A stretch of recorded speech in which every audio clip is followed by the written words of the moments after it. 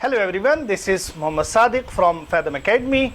आज हम लोग बात करेंगे कुछ न्यूमेरिकल प्रॉब्लम्स की YDSE पर बेस्ड, अभी तक जो हम लोग डिस्कस कर रहे थे। बट बिफोर दैट एक और पॉइंट हमें YDSE से रिलेटेड आपके साथ डिस्कस करना है, that is conditions for observing sustained interference with good contrast. Okay, क्या क्या कंडीशंस होनी चाहिए ताकि जो इंटरफेरेंस पैटर्न हमें दिख रहा है उसका कंट्रास्ट भी अच्छा हो और वो स्टेबल हो, सस्टेन्ड हो। तो उसमें हमने देखा था जब कोहेरेंट इनकोहेरेंट सोर्सेज हमने डिस्कस किए थे।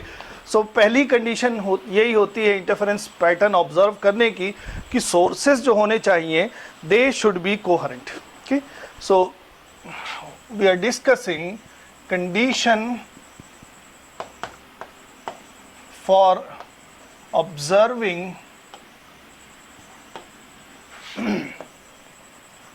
sustained interference, okay, and contrast भी इसमें अच्छा होना चाहिए, उसकी भी हम कंडीशन देखेंगे क्या होगा। सो पहली बात तो ये हो गया कि the sources must be coherent. You can not see interference pattern with incoherent sources. Okay, now coherent sources हैं, इसके लिए कंडीशन क्या होनी चाहिए? द प्राइमरी कंडीशन इज कि दोनों सोर्सेज की फ्रीक्वेंसी सेम होनी चाहिए। ओके, दोनों की फ्रीक्वेंसीज सेम होनी चाहिए, एंड फ्रीक्वेंसीज जब सेम होंगी तो दोनों की वेवलेंथ भी सेम होगी। ओके, ये हो गई कंडीशन। अगली कंडीशन क्या होती है वो भी हमने डिस्कस किया था कि दो इंडिपेंडेंट सोर्सेज कभी भी कोहेरेंट नहीं हो सकते हैं। तो उसके लिए क्या करते हैं, हम एक ही सोर्स लेते हैं और उसको दो अलग अलग सोर्सेज में डिवाइड कर देते हैं। Okay, so there should be one primary source that is being divided into two coherent sources. ये होना चाहिए।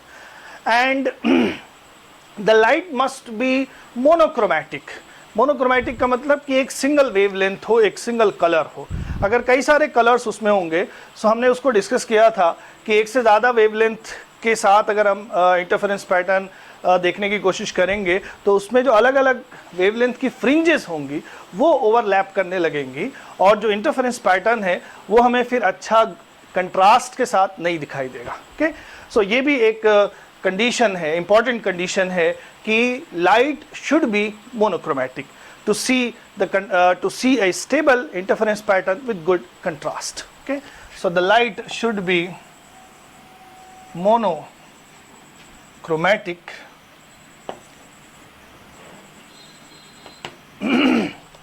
नेक्स्ट इज जो दो सोर्सेस से वेव्स आ रही हैं उनका एम्पलीट्यूड सेम होना चाहिए।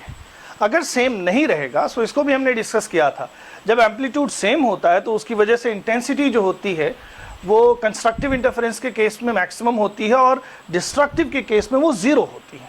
अगर दोनों की इंटेंसिटीज या दोनों के एम्पलीट्यूड्स बराबर नहीं होते हैं तो जहाँ पर डिस्ट्रक्टिव इंटरफेरेंस होता है वहाँ पर इंटेंसिटी ज़ीरो ना होकर कुछ some finite value, some positive value होती है। सो उसकी वजह से ब्राइट और जो लेस ब्राइट है, जो जहाँ पर डिस्ट्रक्टिव इंटरफेरेंस हो रहा है, उन दोनों के बीच में अच्छा कंट्रास्ट नहीं बनेगा। और जब इंटेंसिटीज बराबर होती हैं तो ब्राइट जो होता है वो कम्प्लीटली ब्राइट होता है और डार्क जो होता है वो कम्प्लीटली डार्क होता है। सो उसकी वजह से जो इंटरफेरेंस पैटर्न है it has a very good contrast, and उसमें इंटरफेरेंस जो फ्रिंजेस हैं उसको देखना आसान होता है। ओके, सो एम्पलीट्यूड्स क्या होने चाहिए? एम्पलीट्यूड्स इक्वल होने चाहिए। एम्पलीट्यूड्स इक्वल होंगे तो फिर इंटेंसिटी भी इक्वल होगी।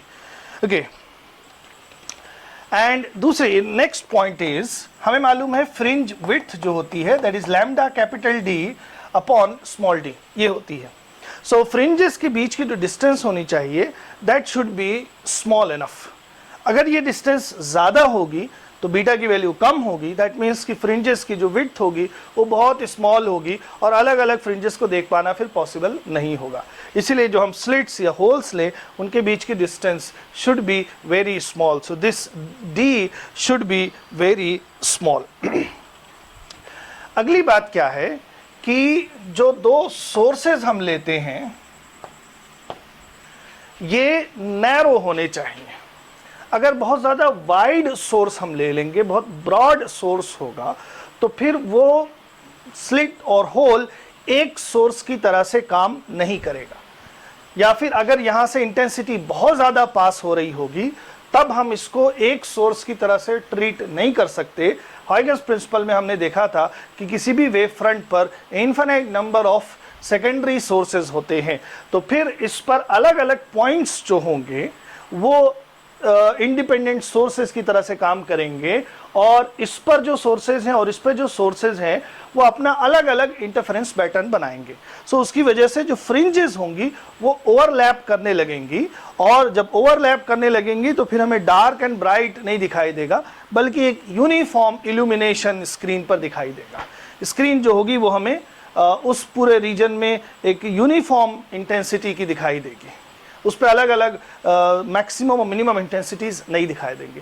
Okay, so it should be narrow enough. अब बहुत ज़्यादा नैरो भी नहीं होनी चाहिए, अगर बहुत ज़्यादा नैरो हो जाएगी तो फिर डिफ्रैक्शन का इफेक्ट आ जाता है, और फिर उसमें जो फ्रिंजेस होती हैं वो बहुत फेंट बनती हैं, धुंधली बनती हैं, तब भी नहीं दिखाई देता है।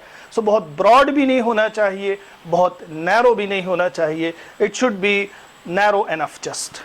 ओके, हाँ, लेकिन ये है कि इंटेंसिटी बहुत ज़्यादा जब पास होगी, कंडीशन ये है कि इंटेंसिटी जब बहुत ज़्यादा पास होगी तो फिर उस पर अलग अलग पॉइंट्स जो हैं वो अलग अलग सोर्सेज की तरह से काम करने लगेंगे। ओके, नेक्स्ट पॉइंट इज कि दोनों स्लिट्स से जो लाइट पास हो रही है, अगर वो पोलराइज्ड लाइट है तो दोनों का स्टेट ऑफ पोलराइजेशन सेम होना चाहिए। अदरवाइज अगर ऐसा नहीं है, दोनों अलग अलग तरह से पोलराइज्ड हैं, तो इंटरफेरेंस के बाद वो जो इंटरफेरेंस पैटर्न है वो ना दिखाई दे के हमें एक पोलराइज्ड लाइट मिलेगी। ओके, नाउ पोलराइजेशन आगे हम डिस्कस करेंगे डिफ्रैक्शन के बाद। अभी फिलहाल इसको हम ऐसे ही डिस्कस कर लेते हैं। जब हम पोलराइजेशन डिस्कस कर लेंगे तो आपको ये समझ में आ जाएगा कि दोनों सोर्सेज से जो लाइट आ रही, दोनों का पोलराइजेशन स्टेट जो है वो सेम होना चाहिए। अगर डिफरेंट होगा तो हमें इंटरफेरेंस ना दिख के हमें एक अनपोलराइज्ड लाइट दिखाई देगी। Okay, so these are few conditions to have a stable interference pattern with good contrast. Next, let us discuss few applications of interference of light या YDSE जो होता है। तो some applications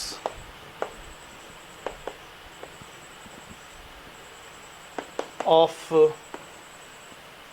interference of light. Okay, so पहली चीज़ तो इसमें जो लाइट हम यूज़ कर रहे होते हैं, अगर हम बीटा जो फ्रिंजेस बन रही हैं उसका हम विड्थ मेजर कर लें, और कैपिटल डी स्मॉल डी हमें पहले से मालूम होता है, सो वहाँ से हम जो लाइट यूज़ कर रहे हैं उसकी वेवलेंथ कैलकुलेट कर सकते हैं। तो YDSE is a very important tool to find out the wavelength of a particular light, of a particular color. Okay? दूसरा ये है कि अगर हम किसी मीडियम में एक्सपेरिमेंट कर रहे हैं और वेवलेंथ हमें ऑलरेडी मालूम है, तो उस मीडियम का रिफ्रैक्टिव इंडेक्स क्या है ये भी कैलकुलेट किया जा सकता है। तो ये वन ऑफ द मेथड्स है किसी मीडियम का रिफ्रैक्टिव इंडेक्स कैलकुलेट करने का। मीडियम लाइक लिक्विड और गैस, इस तरह का मीडियम है तो उसका रिफ्रैक्टिव इंडेक्स कैलकुलेट किया जा सकता है। अगली बात कि इंटरफेरेंस जो है वो होलोग्राफिक इमेजेस प्रोड्यूस करने में यूज़ किया जाता है। जो 3 डायमेंशनल होलोग्राफिक इमेजेस होती हैं उसमें इंटरफेरेंस का यूज़ होता है।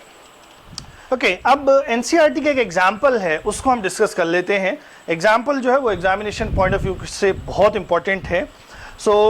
इसमें क्वेश्चन हमसे ये कह रहा है कि what is the effect on the interference fringes in Young's double slit experiment due to each of the following operations. Okay, so अब इसमें पहला जो ऑपरेशन है वो ये है कि the screen is moved away from the plane of the slits.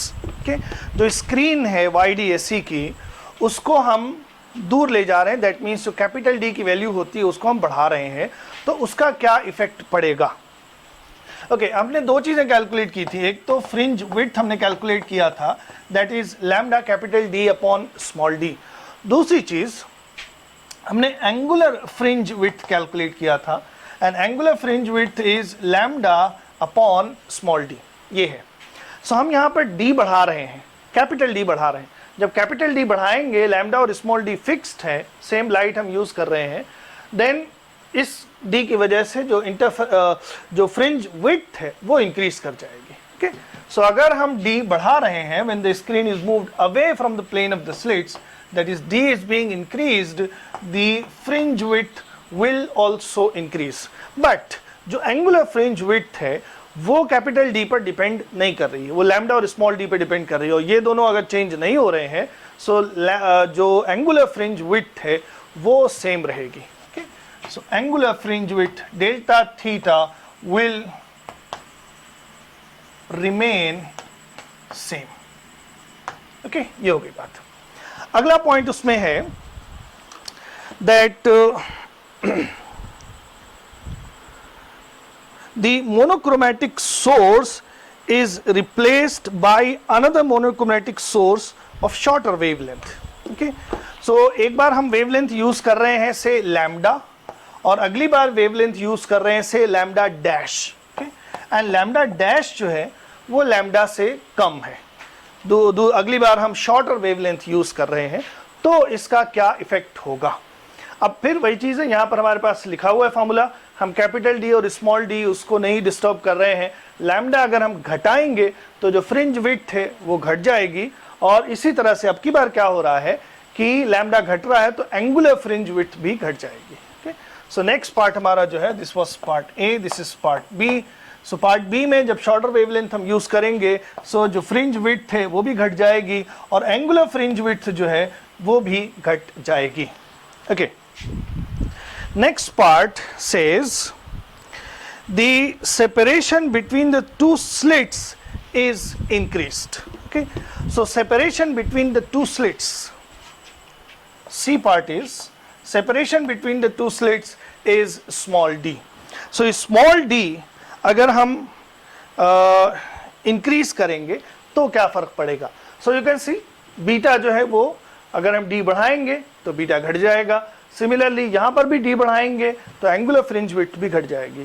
So d small d slits के बीच की डिस्टेंस जब हम बढ़ाएंगे तो उसकी वजह से जो फ्रिंज विड्थ है वो भी घट जाएगी, और एंगुलर फ्रिंज विड्थ जो है ये भी घट जाएगी. ओके, नेक्स्ट पॉइंट इज, अब ये पॉइंट इंपॉर्टेंट है, इसको थोड़ा ध्यान से देखना है हमें. It says the source slit is moved closer to the double slit plane.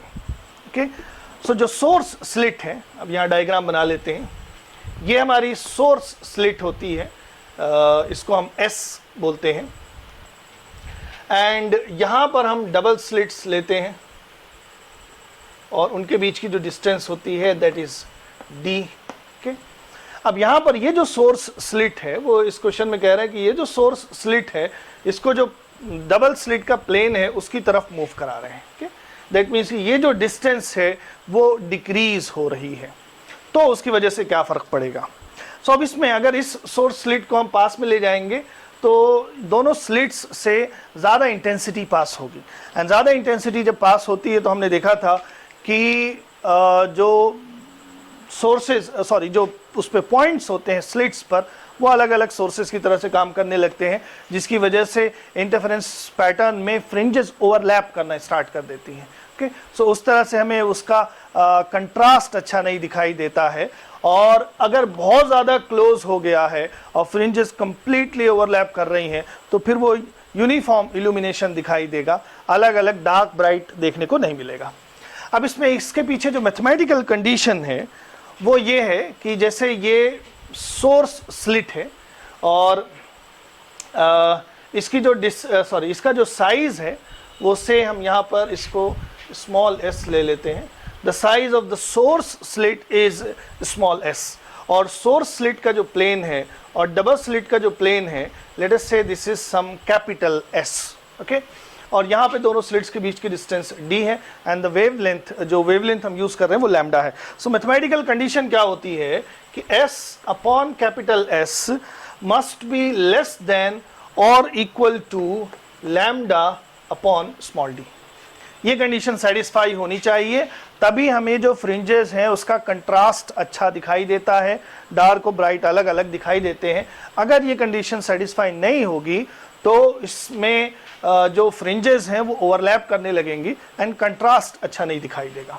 Okay, सो अब यहाँ से हम ये देख सकते हैं कि जो कैपिटल S है वो इसको हम क्रॉस मल्टीप्लाई करके ले चलें, so this should be greater than और equal to small s and d upon lambda. So s की वैल्यू जो है वो इससे ज़्यादा होनी चाहिए, तभी कंट्रास्ट अच्छा बनेगा। और अगर हम यहाँ पर s डिक्रीज करेंगे तो जो s की वैल्यू है वो इस पर्टिकुलर वैल्यू से, और कुछ हम वहाँ डिस्टर्ब नहीं कर रहे हैं, सो इसको अगर हम डिक्रीज करेंगे तो s जो होगा वो इस वैल्यू से कम हो जाएगा, एंड देन जो इंटरफेरेंस पैटर्न है उसका कंट्रास्ट अच्छा नहीं आएगा, फ्रिंजेस ओवरलैप करना स्टार्ट कर देंगे। ओके, सो इसकी वजह से ये इफेक्ट पड़ेगा। And next point is the next point of the question is it says the width of the source slit is increased। okay, जो सोर्स स्लिट की विड्थ है वो हम इंक्रीज कर रहे हैं, तो उसको भी हम यहीं से देख सकते हैं। अगर स्मॉल एस की हम कंडीशन देखें, सो स्मॉल एस की कंडीशन ये हो जाएगी capital this should be less than और equal to capital S and then lambda upon small d, ये हो जाएगा। सो जो सोर्स स्लिट का साइज है वो इस पर्टिकुलर वैल्यू से कम होना चाहिए। अगर हम सोर्स स्लिट का साइज बढ़ाएंगे तो फिर इस वैल्यू के कंपैरेबल नहीं होगा, फिर इससे ज़्यादा हो जाएगा। जब इससे ज़्यादा हो जाएगा तो फिर वही बात है, ये दोनों सोर्सेज जो हैं ये मल्टीपल सोर्सेज की तरह से काम करना स्टार्ट कर देंगे and overlapping of fringes start हो जाएगी। ओके, एंड नेक्स्ट पॉइंट इसमें जो है वो ये कह रहा है कि the monochromatic source is replaced by a source of white light. अगर हम मोनोक्रोमेटिक सोर्स के बजाय एक वाइट लाइट का सोर्स यूज़ करेंगे तो क्या फ़र्क पड़ेगा। तो इसको हमने ऑलरेडी बहुत डिटेल में डिस्कस किया था कि सेंट्रल ब्राइट जो होता है उसका कलर तो वाइट होता है, बट जो सेंट्रल ब्राइट के दोनों तरफ जो रीजन्स होते हैं उसमें कलरफुल फ्रिंजेस बनती हैं। अब हम कुछ न्यूमेरिकल प्रॉब्लम्स कर लेते हैं, एंड ये एग्जामिनेशन पॉइंट ऑफ व्यू से बहुत इंपॉर्टेंट है, एंड इसमें जो क्वेश्चंस होंगे वो शुरू में रिलेटिवली इजी होंगे एंड देन फिर उसमें डिफिकल्टी लेवल बढ़ता जाएगा। So the first question that we are taking is in YDSE the interfering waves have amplitude in the ratio 3:2। so दो sources से जो waves आ रही हैं उनका amplitude का ratio 3:2 है, okay, equal नहीं है। Then find the ratio of amplitude and intensities between the bright and dark fringes। so bright और dark fringes जो बन रही हैं, so वहाँ पर जो maximum intensity है और जो minimum intensity है उसका ratio, and similarly जो maximum amplitude और minimum amplitude है उसका ratio क्या है, ये हमें calculate करना है। okay, so amplitudes का ratio ये है। अब हमें मालूम है कि जहाँ पर constructive interference होता है वहाँ पर जो मैक्सिमम एम्पलीट्यूड होता है that is A1 plus A2, ये होता है। ओके, और जहाँ पर मिनिमम एम्पलीट्यूड होता है, minimum amplitude is the difference A1 minus A2, ये होता है। सो इन दोनों का हमें रेशियो चाहिए। हमें ये चीज़ दी हुई है A1 अपॉन A2, दोनों का एम्पलीट्यूड का रेशियो 3:2, ये ऐसा दिया हुआ है। सो इसको हम क्या कर सकते हैं, यहाँ से हमें ये दोनों रेशियो चाहिए, मतलब A1 plus A2 upon A1 minus A2। सो उसके लिए हम क्या करेंगे, A1 A2 ये जो दिया हुआ है इसमें दोनों तरफ हम 1 ऐड कर देंगे, 3/2 प्लस 1। सो ये हो गया A1 plus A2 divided by A2 is equal to 2 plus 3 5 upon 2, ये हो गया। इसी तरह से दोनों तरफ से अगर हम 1 माइनस कर दें तो हमें क्या मिलेगा, it will be A1 minus A2 upon A2, and 3/2 minus 1 करेंगे तो ये आ जाएगा 1/2। अब हमें A1 plus A2 upon A1 minus A2 का रेशियो चाहिए, तो उसके लिए हम क्या कर सकते हैं, इसको और इसको डिवाइड कर दें तो A2 ये कैंसिल हो जाएगा और 2 भी कैंसिल हो जाएगा। सो हमें मिलेगा A1 plus A2 divided by A1 minus A2 is equal to 5 upon 1 just. Okay, ये हो जाएगा। So maximum amplitude minimum amplitude का रेशियो ये हुआ। ओके, अच्छा, अब इसी तरह से इंटेंसिटीज का भी रेशियो हमें चाहिए। सो हमें मालूम है कि जो इंटेंसिटी होती है वो इसको हम लिख सकते हैं, ऐसे लिख दें, A max upon A min। Now we know that कि intensity is directly proportional to amplitude square. So amplitude का इंटेंसिटी का अगर हम रेशियो लिखें I max अपॉन आई मिन, तो ये सिंपली हो जाएगा ए मैक्स अपॉन ए मिन का whole square, and whole square करेंगे तो ये हो जाएगा 25। सो मैक्सिमम इंटेंसिटी और मिनिमम इंटेंसिटी का रेशियो 25 एंड मैक्सिमम एम्पलीट्यूड और मिनिमम एम्पलीट्यूड का रेशियो जो है that is 5। Okay, next problem is two coherent sources are 0.18 millimetre apart. That means कि दोनों सोर्सेज के बीच की डिस्टेंस, ये जो स्मॉल डी हम लेते हैं वो हमें दिया हुआ है 0.18 millimeter. And the fringes are observed on a screen 80 centimeter away. Fringes, जो screen है वो slits से 80 centimeter की distance पर है. That is capital D is 80 centimeter. ये दिया हुआ है.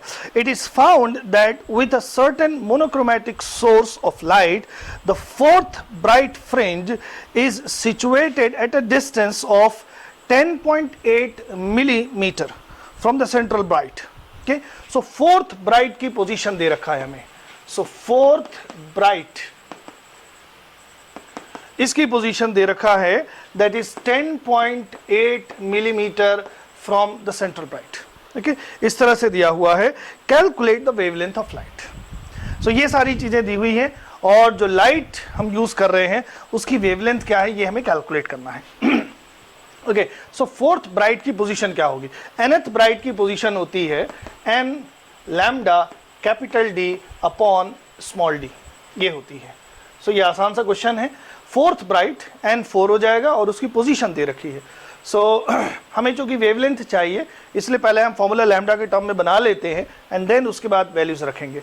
सो लैम्डा अगर हमें कैलकुलेट करना है, सो लैम्डा हो जाएगा yn into small d upon n into capital D, ये हो जाएगा. अब यहाँ पर ये पोजीशन हो जाएगी विच इज 10.8 मिलीमीटर. सो इसको हम कन्वर्ट करेंगे मीटर में -3 एंड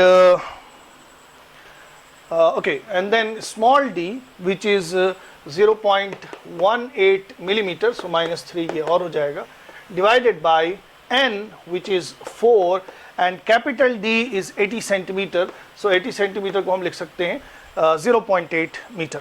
Now इन सबको जब हम कैलकुलेट करेंगे so ये हमारी वैल्यू आएगी 0.6075 इंटू 10⁻⁻⁻6 मीटर, मतलब इतना माइक्रोमीटर है. अब जनरली उसको नैनोमीटर या एंगस्ट्रॉम में हम लिखते हैं. अगर एंगस्ट्रॉम में यही चीज़ लिखेंगे तो ये हो जाएगा 6075 angstrom. So this is the wavelength of the light that is being used in this particular YDAC. Okay, next problem is in YDAC the two slits are separated by 0.1 millimeter. Okay, that is small d की जो value है वो हमें दिया हुआ है 0.1 millimetre, इस तरह से है. And they are 0.5 metre from the screen, that is capital D. इसकी वैल्यू दिया हुआ है 0.5 metre. The wavelength of light used is 5000 angstrom. So wavelength जो हम यूज कर रहे हैं वो 5000 एंगस्ट्रॉम है. Find the distance between 7th maxima and 11th minima on the screen.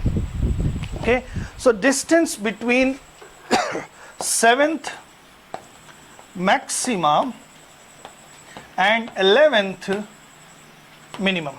Okay, इन दोनों के बीच की डिस्टेंस कैलकुलेट करना है. अब ये 11th है, इसका ऑर्डर इससे बहुत ज़्यादा है. सो ये 11th वाला जो होगा ये ऊपर होगा और ये उससे कुछ नीचे होगा. सो हमें यहाँ पर जो कैलकुलेट करना है डिस्टेंस, उसको हम लिखेंगे y11 dark minus y7 bright. Okay, इस तरह से हो जाएगा. अब 11th डार्क कैसे लिखा जाएगा? डार्क की पोजीशन होती है 2n-1 upon 2 lambda capital D upon small d.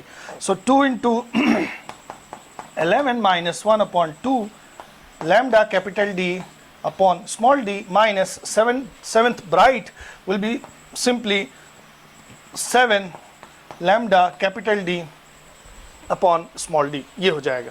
Now lambda capital D upon small d इसको हम कॉमन कर सकते हैं एंड देन हमारे पास ब्रैकेट में बचेगा this is 22 minus 1 is 21 upon 2 is 10.5. 10.5 minus 7 यहाँ पर है.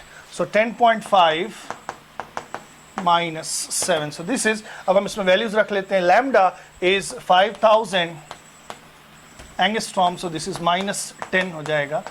एंड देन उसके बाद कैपिटल डी जो है वो 0.5 है. And then 10.5 - 7 is 3.5, and the whole thing is divided by small d which is 0.1 millimeter. So ये हो जाएगा 10⁻⁻3. Now इन सब को अगर हम कैलकुलेट करें, so जो वैल्यू आएगी that is 8750 into 10⁻⁻6. ओके, ये आ जाएगी वैल्यू. एंड इसको अगर हम मिलीमीटर में लिखेंगे, सो ये जो मिलीमीटर होगा वो 1000 10⁻+3 के उससे हम मल्टीप्लाई कर देंगे. ये मीटर है, this is metre. So 1000 millimetre in a metre. सो इसको हम 10⁻3 से मल्टीप्लाई करेंगे, सो -3 बचेगा. एंड देन उसको हम लिख सकते हैं 8.75 millimeter. So the distance between 7th maximum and 11th minimum, or 7th bright and 11th dark, is 8.75 millimeter. Next question is, in Young's double slit experiment using monochromatic light of wavelength lambda, the intensity of light at a point on the screen where the path length is lambda. So lambda is the wavelength of light, and जहां पर path length lambda के बराबर है वहां पर intensity हमें दे रखा है क्वेश्चन में. The intensity of light at a point on the screen where the path difference is equal to lambda is K unit. So जहां पर पाथ डिफरेंस लैम्डा के बराबर है वहां पर इंटेंसिटी जो लाइट की है वो दे रखा है कि के है. ओके, देन हमसे पूछ रहे हैं what is the intensity of light at a point where the path difference is lambda by 3. So जहां पर ये path difference lambda by 3 होगा वहां पर इंटेंसिटी क्या होगी ये हमें कैलकुलेट करना है. ओके, अब हम यहां से ये देख रहे हैं कि पाथ डिफरेंस जो है वो लैम्डा है. हमने ये देखा था कि पाथ डिफरेंस अगर इंटीग्रल मल्टीपल ऑफ लैम्डा होता है तो वो ब्राइट फ्रिंज होती है, वहां पर इंटेंसिटी मैक्सिमम होती है. और YDAC की बात कर रहे हैं, जब भी YDAC की बात करेंगे तो इंटेंसिटीज हम सेम लेके चलेंगे दोनों सोर्सेस की. और ऐसी कंडीशन में जो मैक्सिमम इंटेंसिटी होती है वो 4I0 होती है और मिनिमम इंटेंसिटी 0 होती है. सो ये मैक्सिमम इंटेंसिटी होगी because the path difference is lambda. Okay, in fact this is first bright. So this is maximum intensity. Okay, इसको हम लिख सकते हैं कि ये I max है. के हो गया. देन जब इतना पाथ लेंथ, जब पाथ डिफरेंस इतना होगा तो उस टाइम पर इंटेंसिटी क्या होगी ये हमें कैलकुलेट करना है. अच्छा, यहां से हम ये कैलकुलेट कर सकते हैं कि ये पाथ डिफरेंस दिया हुआ है. So what is the phase difference? Phase difference और पाथ डिफरेंस के बीच में रिलेशन 2π/λ डेल्टा x ये हो गया. सो डेल्टा x की वैल्यू हम रख दें यहां पर, that is λ/3. So the phase difference is 2π/3. okay, and then YDAC में जो रिजल्टेंट इंटेंसिटी होती है उसका फॉर्मूला होता है I is equal to I max cos square phi/2. ये होता है फॉर्मूला किसी भी पॉइंट पर इंटेंसिटी निकालने का. सो I max की वैल्यू क्वेश्चन में दे रखी है K. सो इसकी जगह हम लिख लेंगे K and then cos square phi/2. Now ये हमारा फेज डिफरेंस है और इसको 2 से डिवाइड करेंगे. सो ये हो जाएगा π/3 cos π/3 एंड cos π/3 की वैल्यू होती है 1/2 और उसका स्क्वायर करेंगे. सो ये हो जाएगा 1/4. That means the resultant intensity at that point is K/4. सो जहां पर पाथ डिफरेंस लैम्डा है वहां पर इंटेंसिटी K है, तो इस पॉइंट पर जहां पाथ डिफरेंस λ/3 है वहां पर इंटेंसिटी जो है वो K/4 है. अगला क्वेश्चन हमारा है, in a double slit experiment the angular width of a fringe is found to be 0.2 degree on a screen placed 1 meter away. okay, so यहाँ पर हमें angular width दे रखा है. angular width is 0.2 degree on a screen which is placed 1 meter. so capital D की value इस problem में 1 metre है. इस तरह से The wavelength of light used is 600 nanometer. So जो wavelength इस्तेमाल की कर रहे हैं लाइट की वो 600 नैनोमीटर है।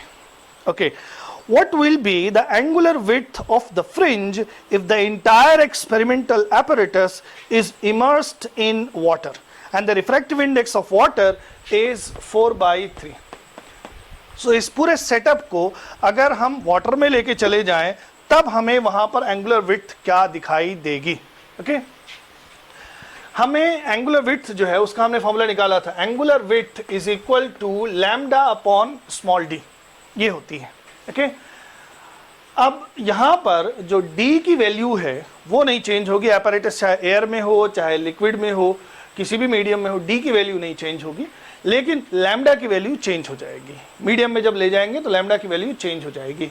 ओके, सो हम यहां से क्या देख सकते हैं कि डेल्टा थीटा जो है, सिंस d इज कांस्टेंट दोनों मीडियम के लिए, सो डेल्टा थीटा जो है वो लैम्डा के डायरेक्टली प्रोपोर्शनल है। Okay, that means delta theta 1 upon delta theta 2 will be lambda 1 upon lambda 2, इस तरह से होगा। और लैम्डा और रिफ्रैक्टिव इंडेक्स या ये जो है, जैसे अगर ये एयर की हम बात करें, ये एयर है और ये किसी मीडियम में है तो मीडियम में जो रिफ्रैक्टिव इंडेक्स होता है वो एयर में रिफ्रैक्टिव इंडेक्स का, सॉरी मीडियम में जो वेवलेंथ होती है, सॉरी मीडियम में जो वेवलेंथ होती है वो एयर में वेवलेंथ का 1/μ टाइम्स होती है। ओके, सो हम यहाँ पे लिख सकते हैं ये एयर में वेवलेंथ हो गई लैम्डा 1 और ये मीडियम में वेवलेंथ है, तो इसको हम लिख सकते हैं लैम्डा 1 अपॉन म्यू, तो ये म्यू यहाँ पर आ जाएगा। ओके, एंड डेल्टा थीटा 1 ये हमें दे रखा है, मीडियम में एंगुलर विड्थ क्या होगी वो हमें कैलकुलेट करना है। So delta theta 2 this one will be, now lambda 1 ये दोनों कैंसिल हो गए एंड ये हो जाएगा delta theta 1 divided by mu. Okay, simply ये हो जाएगा। इसको हम यहाँ से भी कर सकते थे डायरेक्टली, इतनी सारी कैलकुलेशन करने की जरूरत नहीं है, डायरेक्टली भी हम इसको कर सकते हैं कि लैम्डा चूंकि म्यू टाइम्स कम हो जाएगा इसलिए विड्थ भी जो होगी एंगुलर विड्थ वो भी म्यू टाइम्स कम हो जाएगी। Okay, so this is very simple, you can skip these steps. Now ये दिया हुआ है हमें 0.2 degree and mu is 4/3, so this is 4 divided by 3, सो ये ऊपर चला गया एंड इसको हम कैलकुलेट करें सो ये आएगा 0.15 degree. So the angular width of the fringes in water will be 0.15 degree. Okay, lambda times mu times जो है वो angular width कम हो जाएगी। तो एक तो ये न्यूमेरिकल प्रॉब्लम्स भी हो सकते हैं, अदरवाइज ये आपसे सिंपल स्ट्रेट भी पूछ सकता है कि उस पर जो एंगुलर विड्थ है उस पर कितना फर्क पड़ेगा। अगली प्रॉब्लम दिया हुआ है हमें, इन अ YDAC, दिस इज गुड, अच्छा क्वेश्चन है ये। इन अ YDAC a total of 241 fringes can be seen on the screen. So total number of fringes, let us say इसको हम कैपिटल N से दिखा रहे हैं, वो हमें दिया हुआ है 241 fringes total on the screen. The setup is completely immersed in water. What will be the number of fringes now seen on the screen? Okay, so पहले 241 fringes दिखाई दे रही हैं एंड फिर उसको हम वाटर में लेके जा रहे हैं और वाटर का जो रिफ्रैक्टिव इंडेक्स है that is 4/3, the refractive index of water is 4/3। So water में हमें कितनी फ्रिंजेस दिखाई देंगी, ये हमसे क्वेश्चन पूछ रहे हैं। Okay, so total number of fringes जो है उसको हम कैसे लिखते हैं, 2n+1 ये हम लिखते हैं और n की वैल्यू जो होती है that is d by lambda. सो इसको हम ऐसे लिखेंगे 2d बाई लैम्डा प्लस 1, ये एयर में है और ये हमें दे रखा है this is equal to 241। Okay, सो इसको अगर हम सॉल्व करें सो 2 times d upon lambda is equal to, इसकी जो वैल्यू आ जाएगी दैट इज 240, या फिर सिर्फ d बाई लैम्डा अगर हम देखेंगे तो उसकी भी जो वैल्यू आएगी दैट इज 120, ये हो गई। ओके, अब इसी को अगर हम किसी मीडियम में लेके चले जाएंगे सो मीडियम में जो वेवलेंथ है वो घट जाएगी। Okay, so in a medium,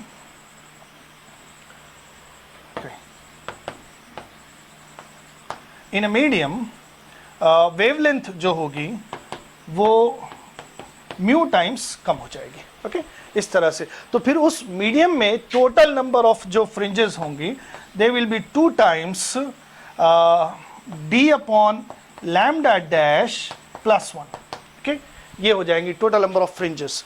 now 2 times d upon lambda dash. So d upon lambda dash, lambda dash की जगह हम लिख सकते हैं लैम्डा अपॉन म्यू. सो ये ऊपर चला गया and then plus 1, okay.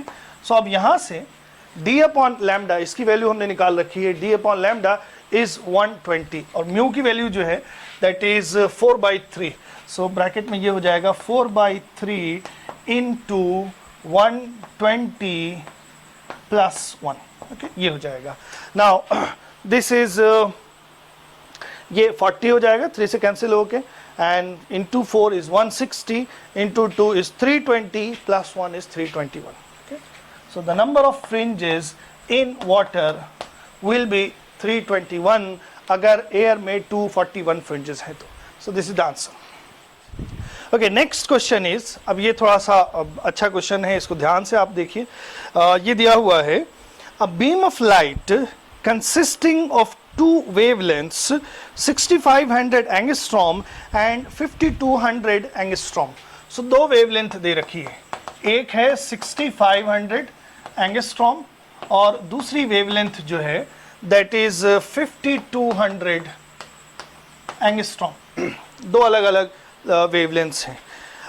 Is used, these two wavelengths are used to obtain interference fringe in a Young's double slit experiment. So ये दिया हुआ है. अब हमसे क्वेश्चन क्या पूछ रहे हैं वो देखते हैं. Find the distance of third bright fringe on the screen from the central maximum for wavelength 6500 angstrom. So ये वाली जो wavelength है इसके लिए find the distance of the third bright, okay.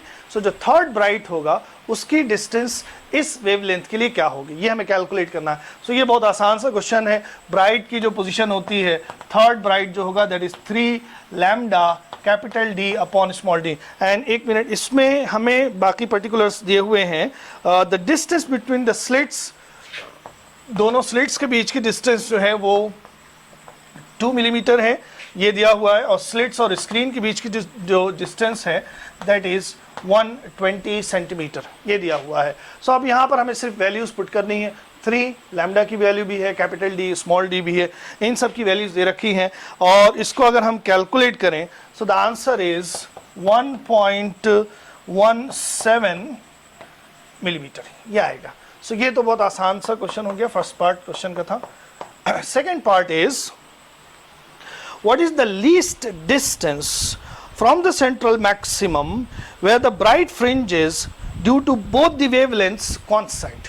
अब इस तरह के क्वेश्चंस आते हैं एग्जाम में.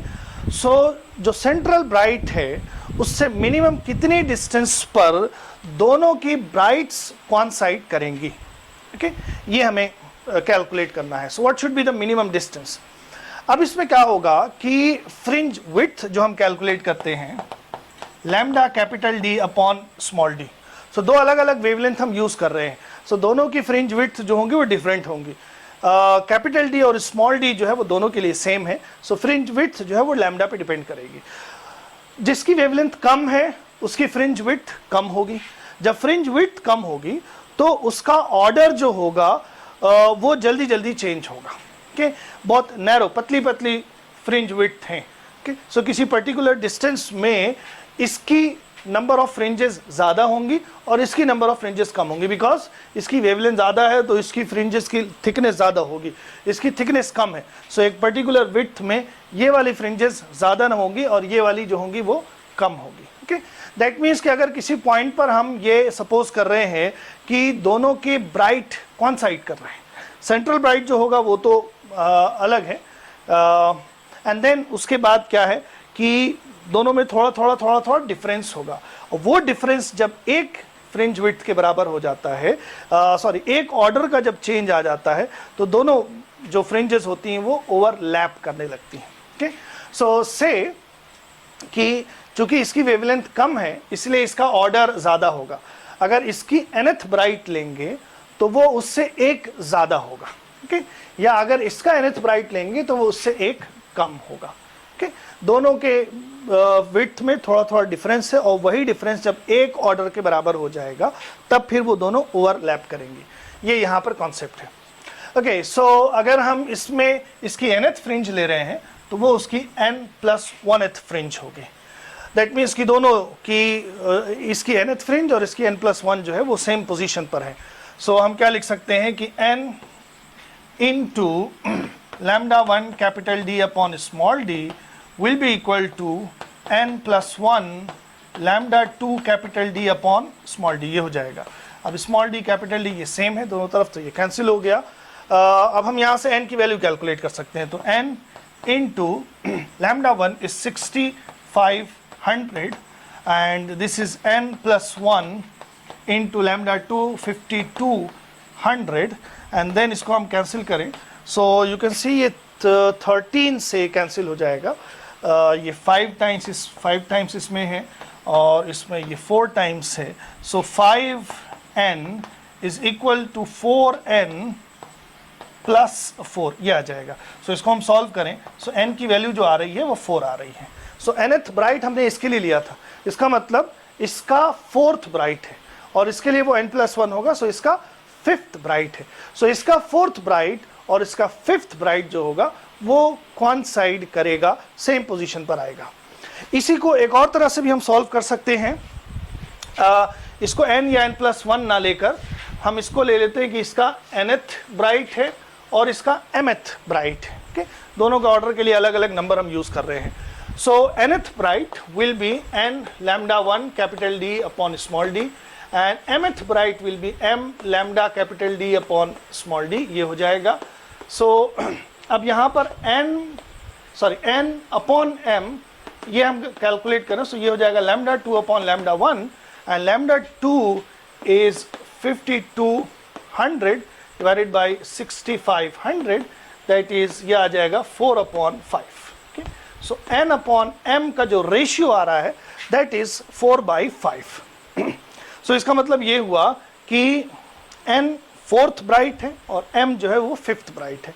तो 4th ब्राइट जिसके लिए n लिया हमने 6500 एंगस्ट्रॉम की 4th ब्राइट और 5200 एंगस्ट्रॉम की 5th ब्राइट जो होंगी वो कॉन्साइड करेंगे।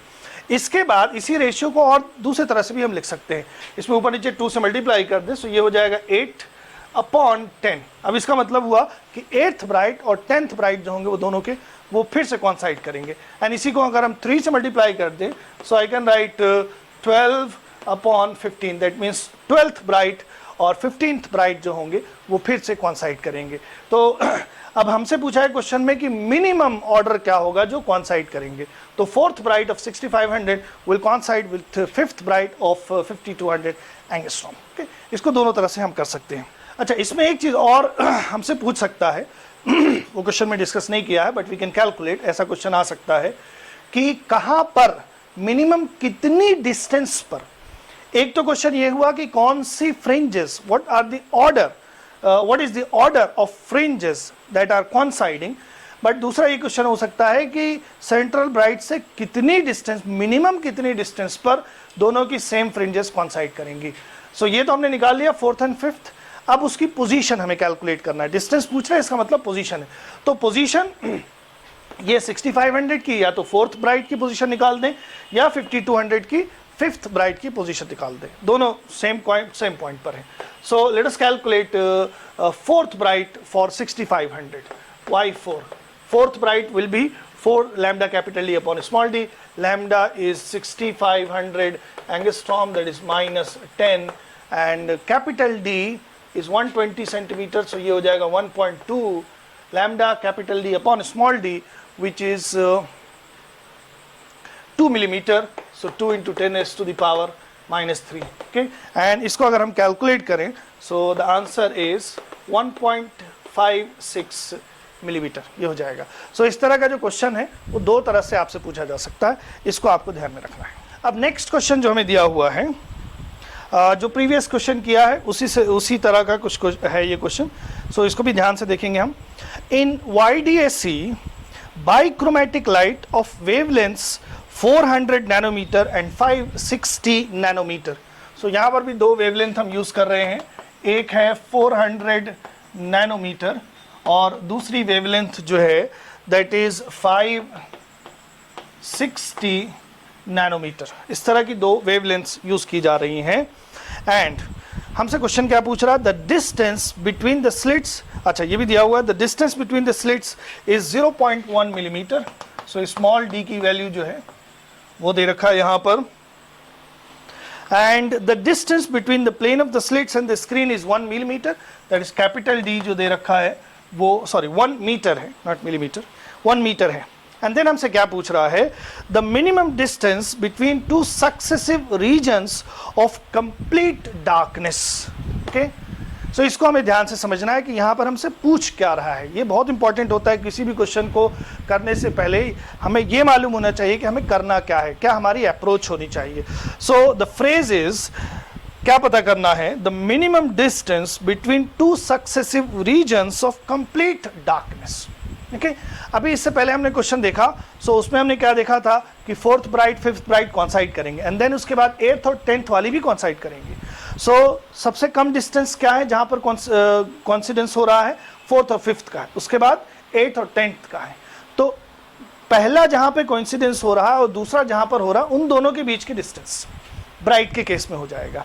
इसी तरह से इस वाले क्वेश्चन में पूछ रहे हैं कि the minimum distance between two reasons of complete darkness. Okay, सो दो अलग अलग वेवलेंथ जब हम यूज करेंगे तो जो फ्रिंजेस होंगी उनकी विड्थ अलग अलग होगी, एंड देन किसी पॉइंट पर दो सेम टाइप की फ्रिंजेस कॉन्साइड करेंगी, ओवरलैप करेंगी।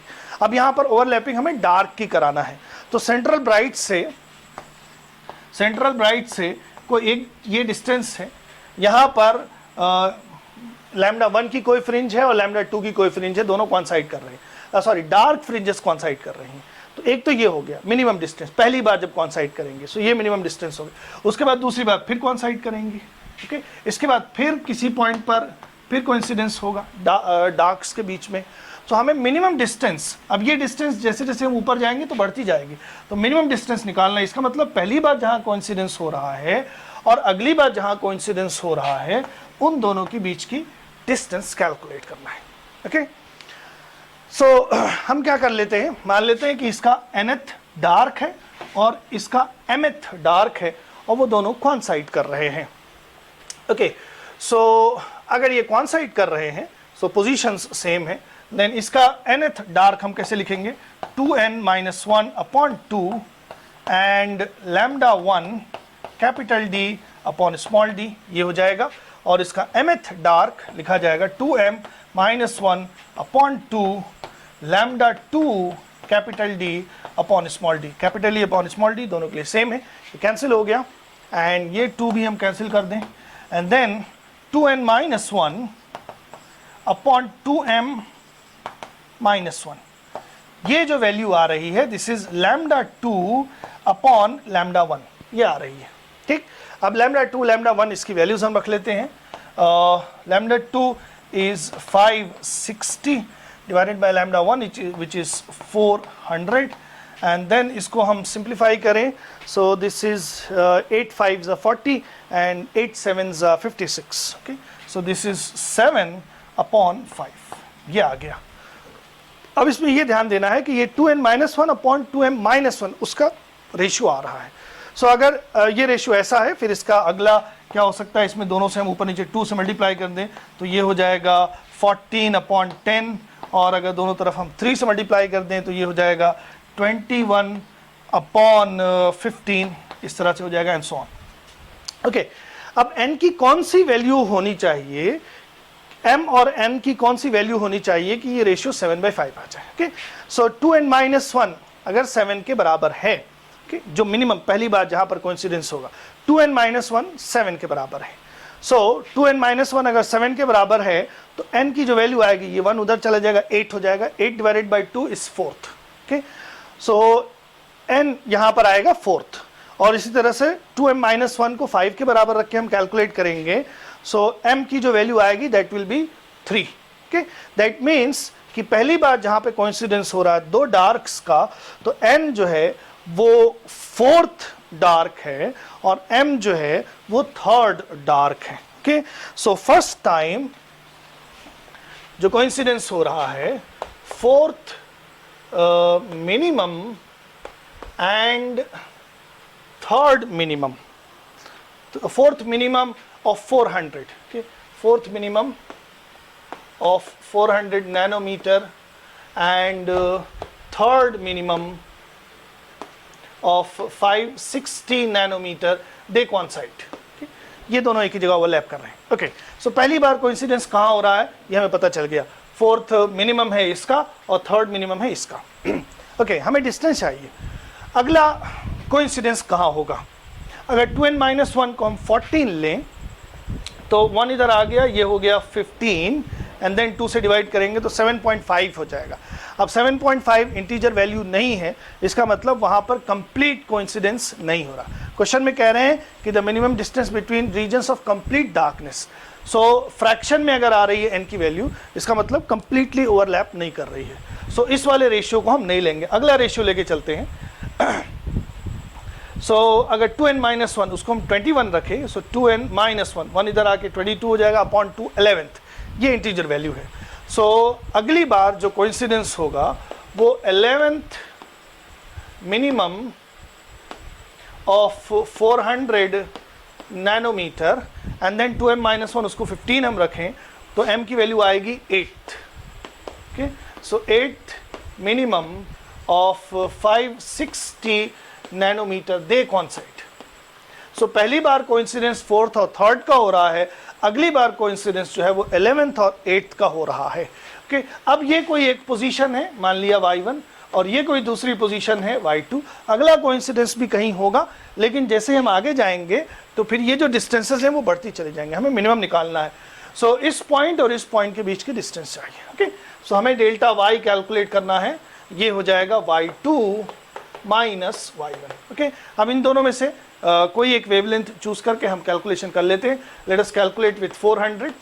सो 400 यहाँ पर फोर्थ डार्क है, सॉरी हमें y2 चाहिए पहले, 400 यहाँ पर 11th डार्क है, तो ये हो जाएगा 2 × 11 - 1 upon 2 lambda capital D upon small d, okay. Lambda की वैल्यू हम बाद में रख लेंगे, माइनस y1 जो है वहाँ पर फोर्थ डार्क है 400 का, सो ये हो जाएगा 2 × 4 - 1 upon 2 lambda capital D upon small d।